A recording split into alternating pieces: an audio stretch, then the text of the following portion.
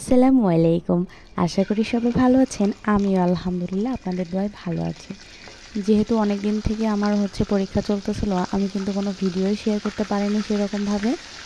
তো চিন্তা করলাম সামনে যেহেতু ঈদ আর পরীক্ষাও শেষ, প্যারা নেই, তো আপনাদের সাথে একটা সহজ এবং মজাদার রোস্ট রেসিপি শেয়ার করা যাক। তো এখানে কিন্তু আমি কোনো বাদাম বাটা বা টক দই আমি কিন্তু এইসব কিছুই ইউজ করব না। একদম হাতের নাগালে থাকা মশলা দিয়েই কিন্তু রান্না করব। তো সম্পূর্ণ ভিডিওটি দেখতে থাকুন, আশা করি ভালো লাগবে ইনশাল্লাহ। তো এর জন্য আমি প্রথমে কিন্তু 800 গ্রামের মতো একটা মুরগি নিয়েছি। সেটা আমি লেবু রস আর লবণ দিয়ে মাখিয়ে রেখেছিলাম। তারপর আমি লাল লাল করে ভেজে নিয়েছি। দেন আমি কড়াইয়ে সেম তেলে আমি কিছু গোটা মশলা ভেজে নিয়েছি। তারপর আমি এখানে পেঁয়াজটা ভেজে নেব। একটু বেশি পরিমাণ পেঁয়াজ দিয়েছি, কারণ যেহেতু আমি এখানে কোনো বাদাম বাটা বা টক দই ইউজ করতেছি না, তো গ্রেভিটা মজা হওয়ার জন্য একটু বেশি পরিমাণ পেঁয়াজ দিয়েছি। তো তারপর এখানে আমি কিন্তু যে মশলাগুলো ইউজ করছি সেগুলো সব আমাদের ঘরোয়া মশলা, যেমন আদা, রসুন, জিরা বাটা, তারপরে গুঁড়া মরিচ, সামান্য একটু হলুদ, লবণ। আর দেন আমি এখানে অ্যাড করেছি রোস্টের মশলার হাফ কোয়ান্টিটির, মানে একটা প্যাকেটের হাফ পরিমাণ মশলা আমি ইউজ করেছি। পানি দিয়ে গুলিয়ে আমি এটা ভালোভাবে কষিয়ে নিয়েছি।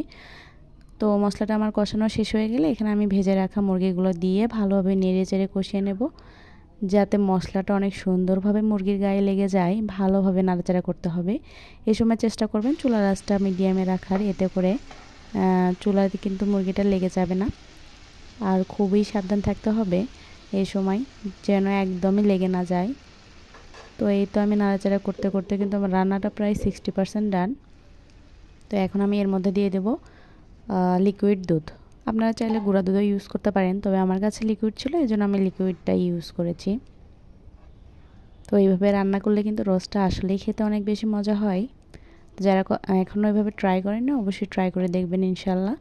তো আমি ভালোভাবে মিক্স করে নিচ্ছি। আর আমি কিন্তু এখানে কোনো এক্সট্রা পানি ইউজ করব না, এই দুধটা দিয়েই কিন্তু পুরো রান্নাটা আমার হয়ে যাবে। তো দেখতে দেখতে কিন্তু আমার রান্না প্রায় শেষের দিকে চলে এসেছে। এখানে আমি একটু সামান্য পরিমাণ চিনি দেবো, এতে ঝাল মিষ্টি ব্যালেন্সটা কিন্তু খুব সুন্দরভাবে হয়। আর দিয়ে দেবো কিছু গোটা কাঁচামরিচ। তারপর আমি 5 মিনিটের মধ্যে কুক করে নেব। তো আজকের রেসিপিটা কেমন লাগলো অবশ্যই কমেন্ট করে জানাবেন।